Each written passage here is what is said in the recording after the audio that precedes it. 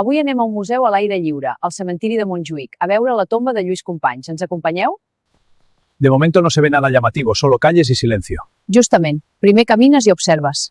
Aquí ja comencen a aparèixer els grans panteons, famílies que tenien diners i volien deixar memòria. Impresionante. Este sitio pone los pelos de punta. Diu la llegenda que aquí va morir el virrei Dalmau de Queralt durant la revolta dels segadors. Exacte, intentava fugir cap al port i la gent el va atrapar als peus de Montjuïc. Y aunque murió cerca de aquí, el cementerio todavía no existía. Però diuen que el seu esperit encara es passeja pel cementiri les nits de lluna plena. Sí, cuentan que camina entre las tumbas. Fa uns anys van robar parts del Panteó Coromina al cementiri de Montjuïc. Sí, escuché que se llevaron la barandilla de bronce que lo rodeaba. El tema egipci simbolitza l'eternitat i la idea de culminar el viatge cap a l'altra vida.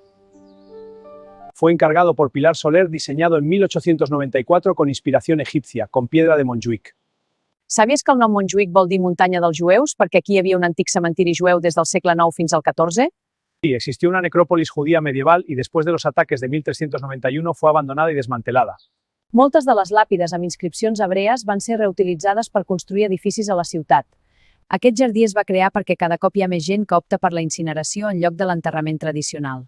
Desde aquí se ve el mar y parte de la ciudad, porque el cementerio está en la ladera de Montjuïc mirando hacia el puerto. El Fossar de la Pedrera, un dels llocs més durs del cementiri. Aquí enterraron a miles de represaliados después de la Guerra Civil. Som davant de la tomba de Lluís Companys, al Fossar de la Pedrera. No en un panteón ni en un mausoleu. Molta gent del país veí diuen que Companys va ser un assassí, però això és falta de lectura històrica o molt mala llet espanyola. Durante la Guerra Civil fue presidente de la Generalitat, pero no dirigió ni ordenó las violencias cometidas por milicias y grupos incontrolados. De hecho, su gobierno intentó frenar esa violencia y restablecer tribunales y orden público cuando pudo. Catalunya vivia un col·laps de l'Estat, amb milícies armades que no depenien realment del govern. Companys va ser jutjat pel franquisme en un consell de guerra sense garanties. No lo condenaron por asesinato, sino por rebelión, cuando el golpe de Estado lo habían dado otros.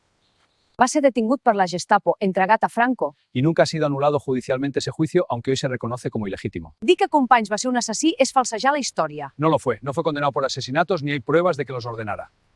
En canvi, ell sí que va ser assassinat. Convertir a la víctima en verdugo es una forma de evitar asumir el crimen.